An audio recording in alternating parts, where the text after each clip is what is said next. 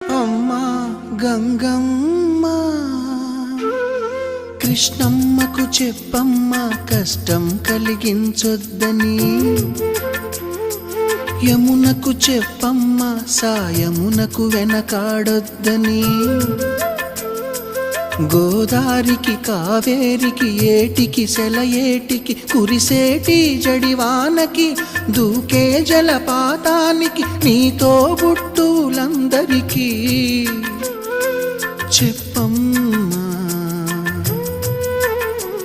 మా గంగమ్మ. జీవనదివిగా ఒక మోక్షనిధివిగా పండ్లు పూలు పసుపుల పారాణి రాణిగా